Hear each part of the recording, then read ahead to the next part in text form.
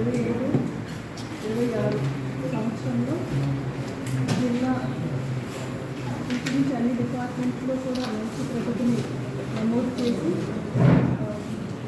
జిల్లాలో రాష్ట్రంలోని టాప్ 3 డిస్ట్రిక్ట్స్లో ఉంటుంది.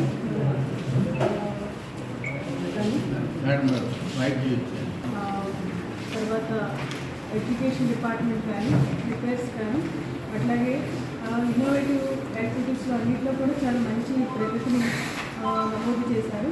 అధికారులందరూ కూడా కష్టపడి పనిచేయడం జరిగింది. మెడికల్ అండ్ హెల్త్లో కూడా చాలా అచీవ్మెంట్స్ కూడా ఉన్నాయి. ముఖ్యంగా మన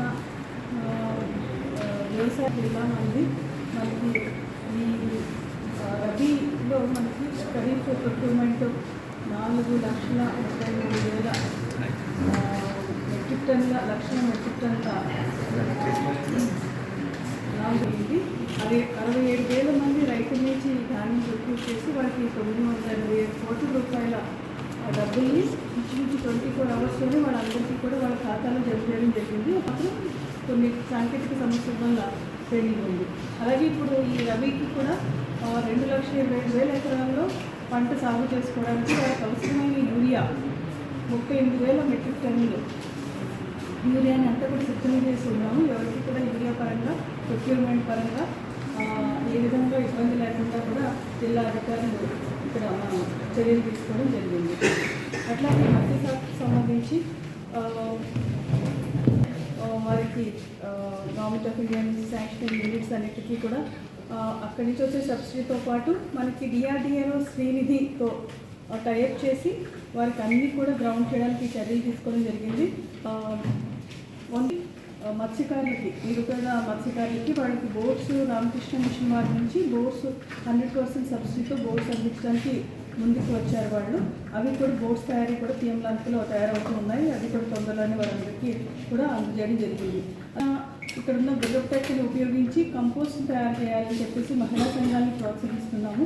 వారి ఆధ్వర్యంలో కంపోస్ట్ తయారు చేశారు. దానికి గవర్నమెంట్ మన హైదరాబాద్ నుంచి ఎన్జిఓస్ కూడా వచ్చి ఒక ఆర్డర్స్ ప్లేస్ చేయడం జరిగింది.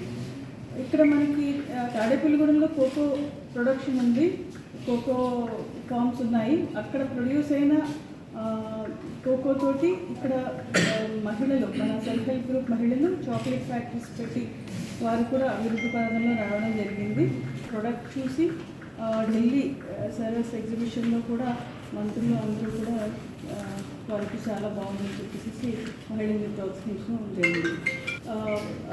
పేరెంట్ టీచర్ కాన్ఫరెన్స్లో తల్లిదండ్రులందరూ కూడా 1390 స్కూల్స్లో మనం పేరెంట్ టీచర్ కాన్ఫరెన్స్ సక్సెస్ఫుల్గా పెట్టడం జరిగింది.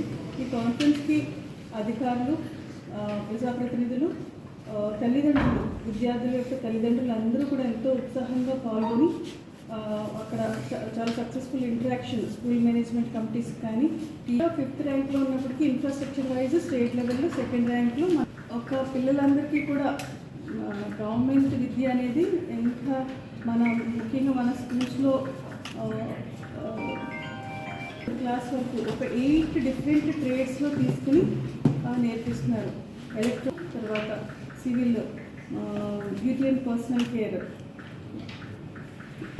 వాళ్ళకి హ్యుమానిటీస్ వైపుకి వెళ్ళాలా లేకపోతే టెక్నాలజీ వైపుకి వెళ్ళాలా, ఏ సబ్జెక్ట్ తీసుకుంటే వాళ్ళకి ఇంట్రెస్ట్ ఉంటుంది అనేది చిన్నప్పటి నుంచి కూడా చూడడం జరుగుతుంది. వాళ్ళ కాంపిటీషన్లో పార్టిసిపేట్ చేయడానికి వెళ్తున్నారు.